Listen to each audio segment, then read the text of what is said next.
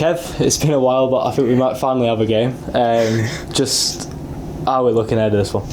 Yeah, it's been a long time, hasn't it, since Boxing Day? Seems like forever. It was nice to get back on the grass this week after all the weather we've had. So we've had a really good week leading into this game. We've had a lot of time to think about it, and we've prepared really well. The lads are in good shape, and I think we're all eager and desperate to have a game of football. We've done quite a bit of business in the process of since the last game. We've obviously extended Will Hugill, and then you've brought in Dan Sassy and Chris Stokes. Just how pleased are you with those additions? Yeah, I'm very pleased. I think, firstly with Will Hugill, I think he's been fantastic since he's come to the football club. Been man of the match in many games since he's come. His enthusiasm, his qualities, has really been great for us. So delighted to extended his stay. The good thing is he wants to stay as well. He's really enjoying it. I said from pretty much first thing I was here that I'd like to bring in some of my own players to try and put a stamp on the squad, my style, my philosophy. It's taken a while, but I'm delighted to have added Chris and Dan. Chris is an experienced player, played Football League recently as well, up at Barrow. I know they wanted to keep him, so that's a really good signing for us. And Dan as well, from Blackpool. I know Brucey and Agger's there. They speak very highly of him. Watching his clips, I watched him live just before Christmas.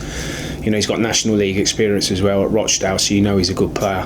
He trained with us for the first time today. He enjoyed it, and he looks like a really, really good player. So delighted to have added those two players to the squad. Still looking, but at the minute, we're in good shape. With it being such a long break, how do you sort of prepare the lads to sort of keep going and keep getting ready for games? Yeah, it's difficult. I think any manager, when you're constantly, training, it can become a bit monotonous at times. So you try to come up with different drills, different ideas. Hence why we took them down onto the beach on Friday. I know everything was frozen, but I know a lot of managers that would probably just take you to the gym, but I thought it's something different environment. So you try to vary it up to keep them motivated, and I have to say they've been really, really good. Everything we've asked them to do, everything we've thrown at them, they've done it. There's been the odd moan, but that's footballers for you. I'd be worried if they didn't moan. So we're all eager. Even I'm fed up with the training now. I want to play games. I want to be able to stand on that touchline and hopefully see all the hard work pay off. And just finally, on Maidenhead, they obviously played in midweek. Just what are you expecting from there? Yeah, it'd be a tough game. I was at the game at Altrincham. It was, it was 4-0, but it actually, when you watched it, it wasn't a 4-0 game. Maidenhead could quite easily have scored 2 or 3 goals in the first half.